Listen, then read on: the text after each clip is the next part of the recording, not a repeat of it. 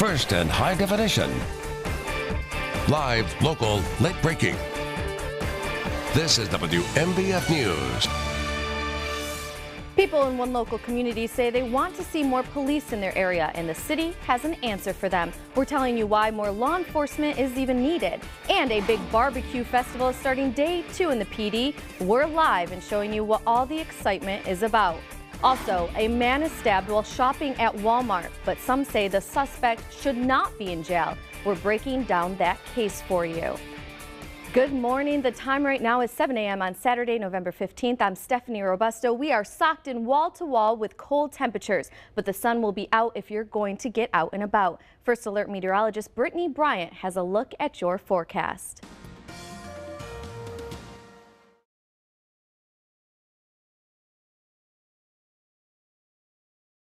Two men are now behind bars after deputies say they broke several laws and had fraudulent credit cards. 26-year-old Camille Omari Lewis is charged with possession of marijuana and operating a vehicle without a license. His passenger, 26-year-old Peter John Russell, is facing an open container charge. Deputies say the duo was traveling westbound on I-20 on Thursday and say the fraudulent credit cards were found during a search of the vehicle. Those cards are valued at $8,500. Deputies say during interviews, the two admitted they were going to buy marijuana with those credit cards. Some property owners in Myrtle Beach say they would like to see more police presence in their area to give them a sense of safety. The city says they are doing just that, and they are working to add more officers to the streets, but it's going to take time and it's going to take money. Mark Crua, city spokesperson, says this year's budget includes money for 20 additional police officers.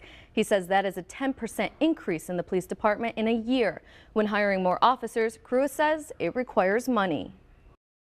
We've been growing our police department as we can, as money allows, and again, adding 10% to it in one fiscal year is a pretty big jump. Cruz says some of the funding to hire police officers comes through grant money. In fact, it is how 10 of the 20 officers were hired just this year. Cruz says hiring more officers also takes time. The recruiting process is 4 to 6 months. The training can be anywhere from a year to 2 years. Fire up that grill and heat up your appetite. It's day 2 of the Chili Brews and Barbecue Festival in downtown Florence, and WMBF News reporter Jenna DeAngelis is live this morning. She's got what's cooking for this brand new event. Happening today, you can sign up for health insurance you can afford through the Affordable CareX Healthcare Marketplace. It allows you to compare health insurance plans and benefits side by side and even helps you foot the bill. WMBF News reporter Lisa Greshy sat down with one local hospital. She joins us for what hospitals expect to see change. Hospitals take anyone who walks through the emergency room door, and sometimes they never see money in return. But now that will change. And new this morning, an inside look at Governor Nikki Haley's trip to India. A spokesperson for the governor posted these pictures on Instagram yesterday. The governor and the first gentleman were the center of attention as thousands turned out to honor them leading up to a ceremony at the university.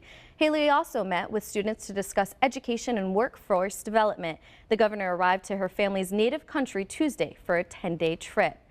We're also learning new details of a secret government spy program that reportedly uses small planes to spy on cell phones. We've known law enforcement has used controversial equipment for years that simulates cell towers in order to locate a criminal. Now the Wall Street Journal reports the U.S. Marshal Service uses equipment that has the capability to pull cell phone data from an entire city. Pamela Brown has more. The U.S. Marshal Service puts special devices on small Cessna planes as a way to locate criminals, according to the Wall Street Journal.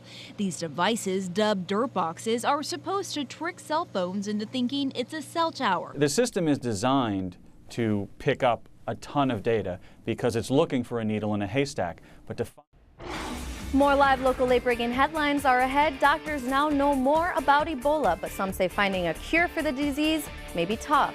Then a meeting happening today could shine some light on global warming and growing the world economy. Who's weighing in on this discussion?